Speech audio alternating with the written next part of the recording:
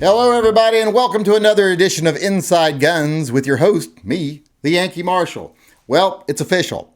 We have a new president and we have a new vice president, neither of which are particularly pro-gun, to say the least. In fact, I would say our vice president is rabidly anti-gun.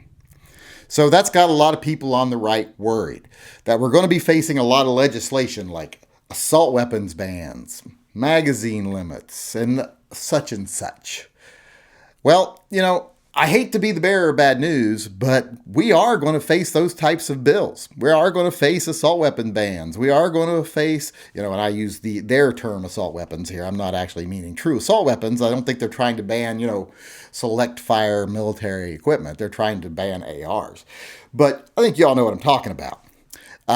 We are going to face these types of bills. But I think there's been a little bit of a sleight of hand and some misdirection. And it's not just by the people in power, it's by the gun community itself. You see, they love to center on the national and what's going to happen at a national level. And they love to get people all riled up to where they scream, they gonna take our guns. But then when it doesn't happen, we look kind of like, paranoid delusionals. We don't look like real rational people because we're running around like our hair's on fire and nothing ever happens. We did that all through Obama, made us look stupid, made us look bad in a lot of people's eyes because of the way some people want to react to it. They want to, like I said, run around like their hair's on fire every time there's a whiff that something might happen. How about we start waiting till things happen till we actually overreact to them, to where something is imminent, not just imaginary, before we overreact. And even then, let's not overreact. Let's react in a rational manner. Now, I said there's a little sleight of hand here because so many groups and so many people on the internet who serve the big groups are trying to make us worry about what Biden's going to do and what Harris is going to do. Well, I can tell you, I don't think they're going to do much. They're serving over pretty much an evenly divided Congress. Not going to be easy to get a lot of hardcore left agenda stuff done, especially not if Biden wants to get along with everybody and bring everybody together. It's just not going to happen. I'm not really worried that much about federal laws. There are some that I have told you that I am worried about. Universal background checks, stopping online gun sales. Those things we need to be laser focused on. And the first time they make a move against them, we need to be ready to react. We need to be ready to file lawsuits. We need to be ready to try to block legislation, blah, blah, blah. We do have to be ready. But as far, like I was saying, as what's going to happen on the national level, I don't think it's going to be much. If Obama couldn't get stuff through after Sandy Hook, I don't think that Biden's going to get much through right now, unless we have another huge tragedy and a bunch of the Republicans turncoat on us, which is possible. But like I said, if that happens, I'll deal with that. I'm not going to run around in a tizzy because it might happen. And like I said, the biggest thing that people are being fooled about right now is by the big gun channels and the big gun organizations because they want you to be angry on a national level. Because when you get angry on a national level, that's when you tend to send them more money and they get to consolidate a big bunch of money they get to sit on. So if you're wondering why a lot of them try to make you worry about national level stuff all the time, it's because it's very profitable. It gets a lot of views and makes a lot of money for not only them, but like big gun organizations. Right now, what we need to focus on, I hate to tell people this, like I said, we are going to face anti-gun bills, but it's going to be mostly at a state level. Look at what happened in Virginia. Look what happened in Washington. Bloomberg's not even trying on a national level anymore because he knows it's not working.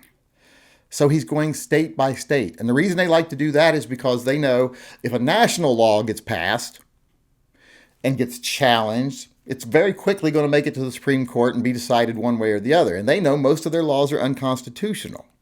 So they like to pass them at state levels where they may never face Supreme Court scrutiny as far as being constitutional. And if they do, they'll have years where there's conflicting opinions from courts that the Supreme Court says you all work those out first and they can dodge the question. So most of the things we got to face are on a state level. You need to start focusing on your state. Pay attention to what's going on in your state.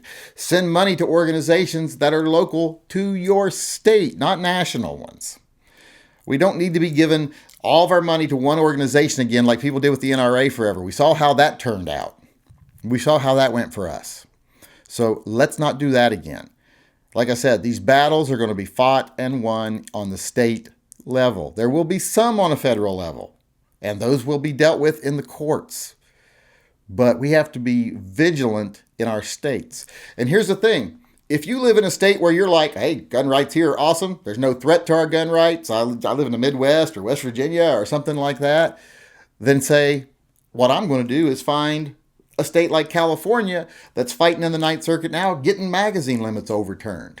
I'm going to find a group in Virginia that's fighting all those laws, or New Jersey. And I'm going to join that local group because I think that's where my money will do the most good. It doesn't have to trickle down through 10 layers of people all taking a couple of nickels out to cover their expenses before it gets where it's going to be. Do that. Support your local organizations. Support a local organization in a state you don't even live in if that's where the battle is. But quit being tricked into thinking it's all happening on a national level. It's the state level. And even on your state level, have a little sense when you look at bills. Don't panic. Just keep in mind, how likely is it to pass? Is it something that's been introduced every year for the past several years? I just did that today myself. I was looking up the new 2021 proposals for our state legislature. I was like, wow, these are horrible. And then I was like, wait, these are 2019s. But then I pulled up 2021s. They were almost identical. I was like, wow. And I went back 2017, 2016, which is as far back as I go. They were all pretty much identical. There are some bills that just get introduced every year by the same whack jobs. They never get out of committee and they never get voted on. So to waste a lot of time and energy on those before they go as far as committee, even getting out of committee, would be a waste of our energy. But so many people want to get you riled up, riled up. This is what's going to happen. We're going to lose our guns. We got to fight. Just to get you angry and riled up and, just all the wrong emotions when you really want to win a war. So I want to tell people, like I said, keep in mind, it's okay to scrutinize the federal level stuff and to scrutinize Biden and Harris because Lord knows they need it. But let's not scream fire in a loaded theater when there's no fire. Because that's when we get in trouble. People look at us and go, wow, look at the nut job, screaming again when no one's coming to get their guns. No one's coming to get their guns. And here they are screaming like crazy people again. Although, like I said, the Proud Boys, the January 6th stuff, that didn't win us any friends. That didn't make us look good in a lot of people's eyes. Didn't win us a lot of allies. This whole thing during the summer where for some reason all the big gun channels decided that if you want to be pro-gun, you have to be anti-police discrimination or protests. You have to be pro-blue line if you're pro-gun. And that really didn't help us any either. All this labeling gun shit with other stuff doesn't help. And also, dividing our attention to things that doesn't need to be on doesn't help either. Focusing on the federal when the federal isn't a threat right now, and not nearly as much as the state is, it's a waste of our time. It's a waste of our energy. So I just want to ask everybody, stop being tricked, stop being manipulated, stop being scared and, angry, and be rational when you see things. Think about, that's something that's likely to get somewhere. We're going to put some energy into that. Or if it even passes, we need to be ready to fight it. But quit the panicking. These organizations love you to panic. And I'm going to tell you why they love you to panic. Because when you panic, you send money to the GOA or NRA or whoever it is. When you think this is a national battle, you send them to national organizations and they get to sit on big chunks of money and take their expenses out of it before it goes anywhere. That's the end goal. And the people who serve them, the big gun channels, they get membership kickbacks when they get new members to join. They get money from the organizations to promote causes. They get money from manufacturers to promote hysteria. They want to keep you scared because when you're scared, you're easy to manipulate. You're easy to milk out of your money. And being scared doesn't help us win any battles. Don't be scared. Both sides want you scared. The pro-gun side wants you scared, so you buy more products, you send more money. The other side, the anti-gun side, wants you scared because they know scared people are predictable. And scared people do things that aren't in their own best interest. They tear themselves down. When people act out of fear and anger, they end up being bad examples for their cause. And they know that. And that's what they count on. So both sides want you angry, and both sides want you looking in the wrong direction. It's like a magician that keeps trying to get you to look at this hand while he switches something out with this hand, and all the while he's kicking you in the fucking balls. And that's how they run their business. So don't fall prey to it. Don't be angry. Don't be fearful. Just be prepared and pay attention to the things that matter. Don't freak out about every little thing. Don't scream about things before they happen. People know how we feel. People know what our stance is. Screaming about it's not going to change it, not going to promote it. The politicians already know. They know how many of us there are. They know the things we believe in. And they make the calculated effort as to whether the public would be on our side or not when they vote for or against something that we like. And the more people we turn against us, the more likely that means they're to turn against us. Because they go whichever way the wind blows. And when we look like a bunch of angry, reactionary, paranoid people, general population goes, none of those people, no thanks. Or they say, yeah, those people that stormed the Capitol, yeah, they shouldn't have guns. Those Proud Boys, yeah, they're probably not a good example of what you would want your kids to grow up to be. That doesn't help us. And neither does the panic and the screaming and the blah, blah, blah. So like I said, keep a level head. Pay attention, be prepared, but don't be panicked, and put your focus where it needs to be. And right now, it needs to be on the state level. All right, now we're to, once again, my favorite part of the show. I've told you that many, many times, gun talk. And tonight, we're not just going to do gun talk. We're actually going to combine it with viewer mail, because I got an email I want to answer, and it's about gun trends. This person asked me if I had checked out all the new guns from SHOT Show this year, and which I said I hadn't, and I have now. And I'm like, are there any new ones? There's just a couple of new ones, maybe. But that's not the part of their question I want to answer here. They asked me, what do I think is a trend that's been occurring in firearms, like red dot sights, blah, blah, blah, that I think is overdone? Like the thing that's just tired of, the thing I'm just bored with in guns. Well, at first I was like, I don't know if I can even think of any trends that I don't like. I like when people make whatever they want to make, and I like things being available to people, and I don't want everything to be the same. I want things to be different. And but I thought, there's one trend that just bothers me just a little bit. And that is the trend of making all these competition guns.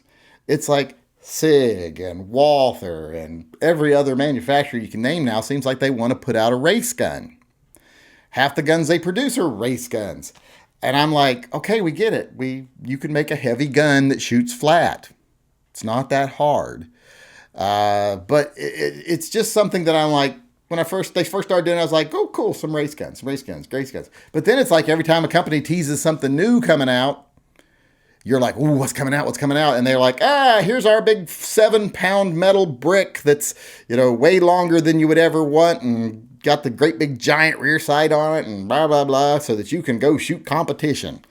And I just have a hard time believing most people who shoot competition actually buy a competition gun. They buy guns and make them competition guns most of the time, if they're truly into it. And I know there's some that just shoot certain types of guns, etc.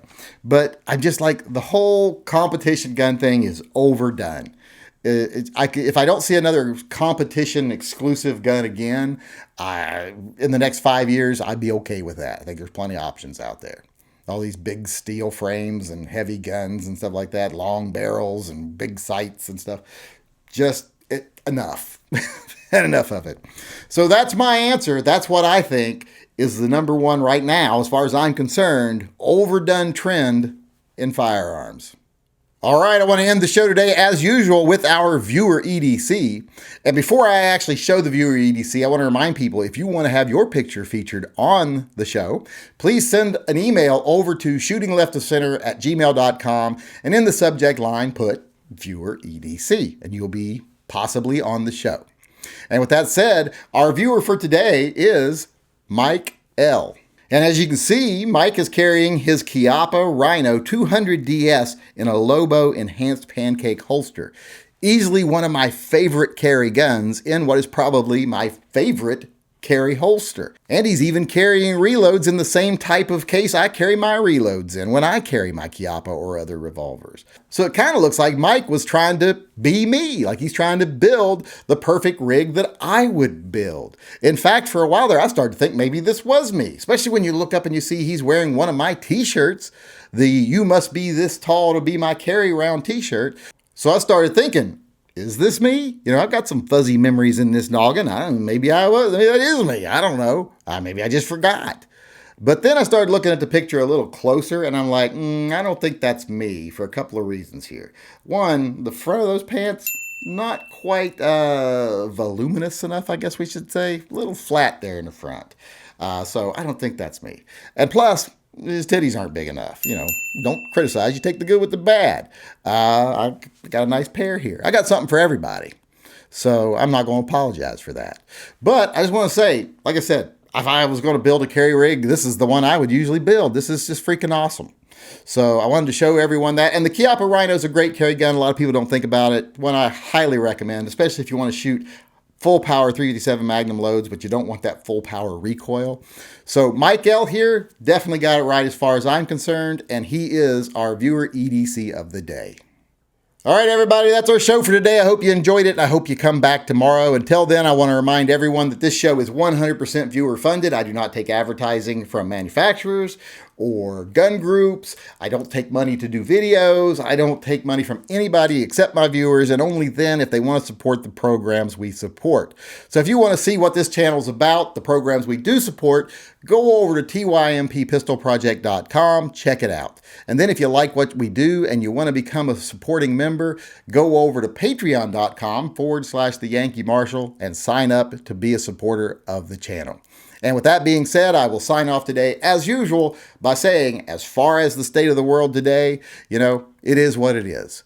But what things will be in the future, if we keep our heads about us, we do what we need to do, we ignore the fearmongers, ignore the profiteers, and fight in a way that doesn't make us look crazy and doesn't lose us support in the community, what things will be in the future is better.